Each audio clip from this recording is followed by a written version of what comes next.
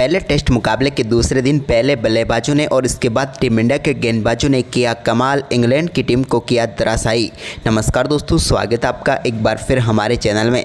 दोस्तों, भारत और इंग्लैंड के बीच आज पहले टेस्ट मुकाबले के दूसरे दिन का खेल खेला गया, जहां पर टीम इंडिया के बल्लेबाजों के बाद गेंदबाजों ने भी कमाल करके दिखाया और इंग्लैंड की टीम को बैकफुट पर धकेल दिया। तो दोस्तों, हम आपको पूरा हाईलाइट तो आज के दिन का बताएंगे, लेकिन दोस्तों उससे पहले आप भी चाहते कि भारतीय टीम इस मुकाबले को शानदार तरीके से जीते तो इस वीडियो को एक लाइक जरूर कर दें। वीडियो का लाइक टारगेट हमने रखा है मात्र 500 लाइक। और साथ ही दोस्तों, चैनल पर नए हैं और चैनल को सब्सक्राइब नहीं किया तो चैनल को सब्सक्राइब कर लें। तो चलिए दोस्तों, जानते हैं आज दूसरे दिन के खेल का पूरा हाईलाइट शुरुआत से ही। तो दोस्तों, भारतीय टीम ने पहले दिन बल्लेबाजी में कमाल किया था और बारी थी आज दूसरे दिन की। वहीं पर दोस्तों, आज के दूसरे दिन का खेल शुरू हुआ तो एक बार फिर से यहां पर ऋषभ पंत और उनके साथ क्रीज पर उतरे शुभमन गिल। तो यहां पर आज के दिन 87वें ओवर की दूसरी गेंद पर शुभमन गिल ने एक शानदार चौके के साथ दिन का शानदार आगाज कर दिया और यहां पर बेहतरीन तरीके से उन्होंने टीम के स्कोर को आगे बढ़ाना शुरू कर दिया।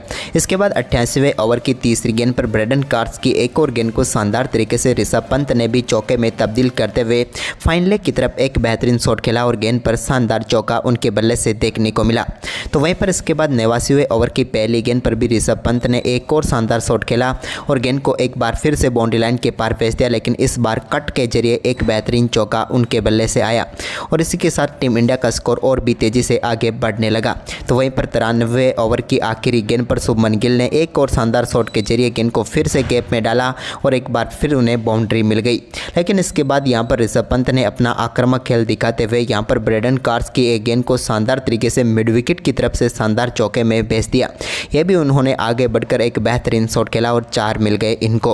लेकिन इसके बाद यहां पर शोएब बशीर गेंदबाजी करने आए तो यहां पर 96वें ओवर की पहली गेंद पर ऋषभ पंत ने एक गिरते गिरते शानदार तरीके से गेंद को शॉट खेलकर चौका में तब्दील कर दिया।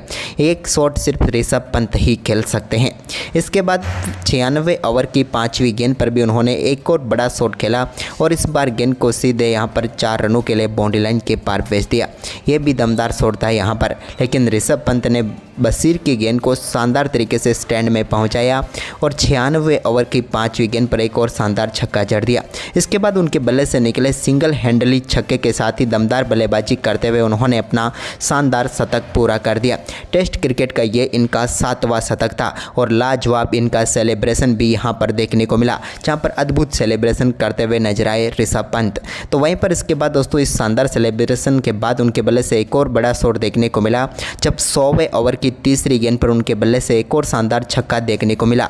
इस बार गेंद को लॉन्ग ऑन के ऊपर से स्टैंड में पहुंचाते हुए एक और दमदार छक्का जड़ दिया और गिल के साथ 200 रनों की पार्टनरशिप पूरी कर डाली। लेकिन इसके बाद 102वें ओवर की 5वीं गेंद पर शुभमन गिल अपना कैच थमा बैठे जोश टांग को और अपना विकेट गंवा बैठे। वो 150 रन करने के बिल्कुल करीब थे, लेकिन आखिरकार दमदार पारी जरूर खेल पाए, लेकिन 227 गेंदों पर 147 रन बनाकर वो पेविलियन लौट गए।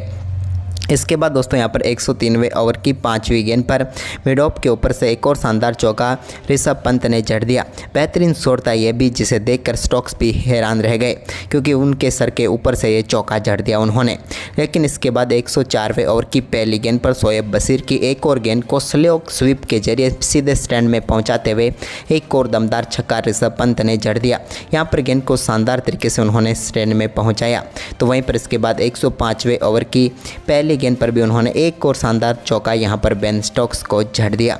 लेकिन इसके बाद दोस्तों, यहां पर करुण नायर, जो कि 8 साल के बाद यहां पर टेस्ट क्रिकेट में वापसी कर रहे थे, लेकिन अपनी वापसी को यादगार नहीं बना पाए और 105वें ओवर की आखिरी गेंद पर वो अपना कैच थमा बैठे यहां पर ओली पॉप को। ओली पॉप ने उड़ते हुए हवा में शानदार कैच पकड़ा और करुण नायर 4 गेंदों का सामना करने के बाद शून्य पर ही पेविलियन लौट गए। इसके बाद 108वें ओवर की दूसरी गेंद पर यहां पर ऋषभ पंत को भी जोश टांग ने पेविलियन भेज दिया, जहां पर उन्होंने शानदार गेंदबाजी करते हुए उनको पैड पर गेंद मारी और आखिरकार ऋषभ पंत का विकेट गिर ही गया। लेकिन आउट होने से पहले ऋषभ पंत ने जो पारी खेली वाकई में लाजवाब पारी और काबिले तारीफ पारी थी। उन्होंने 178 गेंदों पर 134 रनों की पारी खेली। लेकिन इसके बाद लंच के ठीक पहले 109वें ओवर की चौथी गेंद पर शार्दुल ठाकुर के रूप में एक और विकेट टीम इंडिया ने गंवा दिया। ठाकुर के बल्ले का बाहरी किनारा लेकर गेंद सीधे पहुंच गई जेमी स्मिथ के हाथ में और भारतीय टीम ने एक और और विकेट गंवा दिया।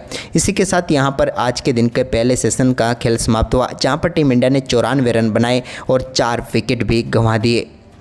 वहीं पर इसके बाद दोस्तों शुरू हुआ आज के दिन का दूसरा सेशन। तो यहाँ पर जसप्रीत बुमराह रविंद्र जडेजा के साथ उतरे तो एक बाइक का चौका यहाँ पर जसप्रीत बुमराह को जरूर मिला, लेकिन इसके बाद जसप्रीत बुमराह के रूप में ही टीम इंडिया ने अपना 8वां विकेट भी गंवा दिया।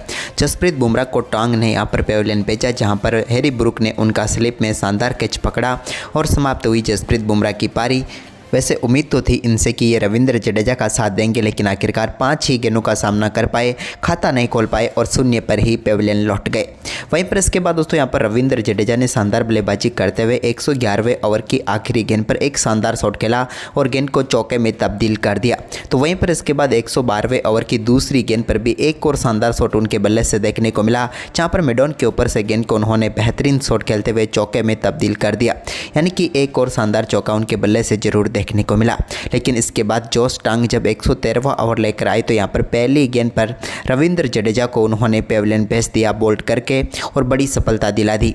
रविंद्र जडेजा इस मुकाबले में और भी टीम इंडिया के लिए योगदान दे सकते थे, लेकिन आखिरकार वो भी आउट होकर पेविलियन लौट गए, जहाँ पर उन्होंने 15 गेंदों पर 11 रन बनाए। इसके बाद यहाँ पर भारतीय टीम ने अपना आखिरी विकेट प्रसिद्ध कृष्णा के रूप में गंवाया, जहाँ पर 113वें ओवर की आखिरी गेंद पर जोश टांग ने ही यहाँ पर पेविलियन भेज दिया प्रसिद्ध कृष्णा को बोल्ड करके और पूरी भारतीय टीम सिमट गई। एक समय लग रहा था कि 500 के पार जाएगी, लेकिन ऐसा नहीं हो पाया और टीम इंडिया 471 रनों पर ऑल आउट हो गई। 3 साझेदारी अच्छी हुई, लेकिन इसके बाद कोलैप्स हो गया टीम इंडिया का। लेकिन दोस्तों आपको टीम इंडिया की तरफ से बल्लेबाजी में सबसे बेहतरीन पारी किस बल्लेबाज की लगी वो आप कमेंट करके बता सकते हैं। वहीं पर इसके बाद दोस्तों इंग्लैंड की टीम मैदान पर उतरी तो इंग्लैंड की टीम की शुरुआत बेहद ही खराब रही। जैक क्रॉली और बेन डकेट पारी की शुरुआत करने उतरे, लेकिन जसप्रीत बुमराह ने शानदार गेंदबाजी करते हुए टीम इंडिया को पहली सफलता पहले ओवर की आखिरी गेंद पर ही दिला दी, जब शानदार कैच पकड़ा यहाँ पर स्लिप में खड़े करुण नायर ने और पहली सफलता टीम इंडिया को मिल गई। और जैक क्रॉली जो कि खतरनाक साबित हो सकते थे, लेकिन इस मुकाबले में 6 गेंदों का सामना करने के बाद 4 रन बनाकर पेविलियन लौट गए। लेकिन इसके बाद बेन डकेट और ओली पॉप ने टीम के स्कोर को आगे बढ़ाना शुरू किया। तो इस दौरान कई बेहतरीन व दर्शनीय शॉट दोनों बल्लेबाजों के बल्ले से देखने को मिले और देखते ही देखते टीम के स्कोर को शानदार तरीके से आगे बढ़ाते हुए पहले विकेट के झटके से टीम को उबारने में कामयाब हुए दोनों बल्लेबाज। इसके बाद दोस्तों यहाँ पर शानदार बल्लेबाजी करते हुए बेन डकेट ने एक और शानदार बड़ा शॉट खेला यहाँ पर और गेंद को बाउंड्री लाइन के पार भेजा प्रसिद्ध कृष्णा की गेंद को। थोड़ी सी शॉर्ट गेंद थी जिसको मिड विकेट के ऊपर से बाउंड्री लाइन के पार भेजने में कामयाब हुए बेन डकेट। तो वहीं पर इसके बाद ओली पॉप ने भी मोहम्मद सिराज की एक और गेंद को शानदार तरीके से बाउंड्री लाइन के पार भेजा और बेहतरीन कवर ड्राइव उनके बल्ले से भी देखने को मिली। इसके बाद यहां पर शानदार तरीके से अपना दमदार परफॉर्मेंस जारी रखा और एक और बेहतरीन चौका बेन डकेट के बल्ले से प्रसिद्ध कृष्णा की ही गेंद पर देखने को मिला, जहां पर एक बार फिर से गेंद को 4 रनों के लिए उन्होंने बाउंड्री लाइन के पार भेजा। इसी बीच बेन डकेट ने एक और गेंद को चौके के लिए बाउंड्री लाइन के पार भेजा रविंद्र जडेजा की और शानदार बल्लेबाजी करते हुए अपने टेस्ट कैरियर का 14वां अर्धशतक पूरा कर लिया और टीम इंडिया के सामने ये इनका पहला अर्धशतक है। इससे पहले इन्होंने एक शतक जरूर लगाया था, लेकिन अर्धशतक यहाँ पर पहला ही है बेन डकेट का। लेकिन इसके बाद यहाँ पर बेन डकेट और ओली पॉप ने आज के दिन के दूसरे सेशन को भी खेल लिया, जहाँ पर इंग्लैंड की टीम ने 24 ओवर बल्लेबाजी की, 107 रन बनाए और 1 विकेट गंवाया और ये सेशन इंग्लैंड की टीम के नाम रहा। इसके बाद आज के दिन के आखिरी सेशन के लिए दोनों टीमें मैदान पर उतरी तो यहाँ पर ओली पॉप और बेन डकेट एक बार फिर क्रीज पर उतरे। लेकिन इसी बीच दोस्तों 25वें ओवर की पहली गेंद पर ओली पॉप ने शानदार परफॉर्मेंस करते हुए अपना बेहतरीन अर्धशतक पूरा कर लिया, टीम के लिए महत्वपूर्ण पारी खेल डाली। लेकिन इसके बाद बेन डकेट की पारी को समाप्त किया जसप्रीत बुमराह ने।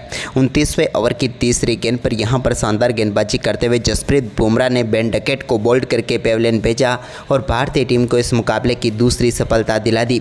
बेन डकेट काफ़ी शानदार बल्लेबाजी कर रहे थे, लेकिन आखिरकार 94 गेंदों पर 62 रनों की पारी खेलकर पेविलियन लौटे। इसके बाद यहां पर एक कैच ड्रॉप कर दिया यशस्वी जायसवाल ने, जहां पर ओली पॉप आउट हो सकते थे, लेकिन वो जब 60 रनों पर बल्लेबाजी कर रहे थे तब उनका कैच ड्रॉप कर दिया। जसप्रीत बुमराह के एक और सफलता हाथ लगते लगते रह गई। इसके बाद दोस्तों यहाँ पर मोहम्मद सिराज की गेंद पर जो रूट के बल्ले से एक शानदार शॉट देखने को मिला, जिस पर उन्होंने गेंद को बेहतरीन तरीके से बाउंड्री लाइन के पार भेजा और चौका जड़ दिया। इसके बाद यहाँ पर 34वें ओवर की 5वीं गेंद पर मोहम्मद सिराज ने एक शानदार गेंद डाली और जिस पर जोरदार अपील हुई और अंपायर ने यहाँ पर जो रूट को भी आउट दे दिया। लेकिन दोस्तों यहाँ पर जो रूट ने रिव्यू लिया और रिव्यू में साफ तौर पर देखा गया कि यहाँ पर गेंद सीधे विकेट को मिस कर रही थी, यानी कि रिव्यू के बाद बच गए पूरी तरीके से जो रूट, नहीं तो एक विकेट और जा सकता था। लेकिन इसके बाद तो जो रूट और ओलिफॉफ ने भारतीय गेंदबाजों को विकेटों के लिए तरसा दिया और दोनों बल्लेबाजों ने बेहतरीन बल्लेबाजी करनी शुरू कर दी। तो दोस्तों आपको भारतीय टीम का ये शानदार परफॉर्मेंस कैसा लगा? क्या लगता है आपको तीसरे दिन टीम इंडिया इस मुकाबले को अपने पक्ष में कर पाएगी? हमें अपनी राय कमेंट बॉक्स में ज़रूर दें और इस वीडियो को ज़्यादा से ज़्यादा शेयर करें। धन्यवाद।